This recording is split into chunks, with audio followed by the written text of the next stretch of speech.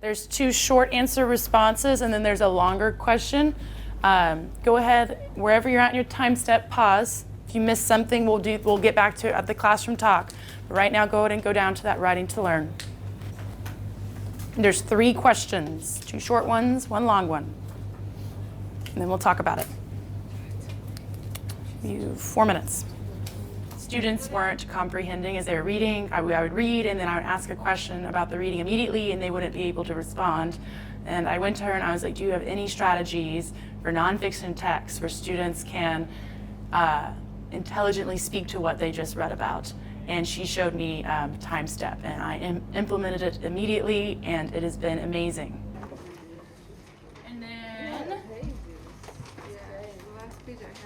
grab a laptop as well, guys. So you can make your notes first and grab a laptop. It was difficult. I had to read the passage multiple times to comprehend. It was really difficult, and some of the wording wasn't understanding at first until I did Time Step. Okay, so Time Step has supported my diverse learners academically and linguistically because it has forced them to slow down and think about what they're reading. So that helped my slower readers to really not only learn to read, but comprehend as they read.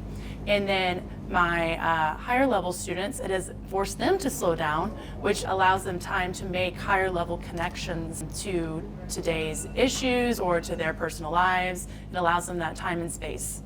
We were learning about 9/11, so I like some of the key words, because then whenever after we finish reading something, she asks us about what the tone is, and while part of the time step is that we have to look at tone words.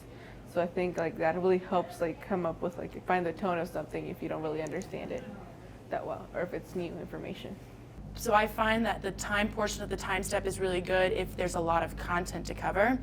So today you saw students thinking with their mind and their head and their heart. So they underline things that they can visualize in their head. And if I'm walking around and I see no underlining, I know they're not comprehending because they're not reading slow enough to get an image in their head. You saw them circling tone, so that's them getting a feeling. And so that means they really have to, today you saw 9/11, they really had to get those tone words like people were scared, people were angry, and that really helps them to analyze the reading. You saw students reflecting back on what they just read. I feel like it's negative because it talks about how buildings were destroyed. By writing a quick little summary and then highlighting the evidence in their paragraph for their summary. So going back and backing up their main idea from the reading. And so instead of having, cheat sheets to go by or anchor charts, these are things that I want them to be doing when they read anything. And so I wanted a system that they could use not just in my class when I'm overseeing the work that they're doing, but in any class. Figured out a way for them to start annotating for those things. So the work is done. By the time they get to the questions, they've read the passage multiple times. They've really done all the legwork, and so the questions at that point are easy peasy. And it started with collaborating with the English teacher, and I don't think it ends at social studies. I think all contents should be doing literacy in their classroom and growing in understanding what literacy looks like in math and in social studies. And so this was a collaborative effort, and I couldn't be more grateful for the team that I have.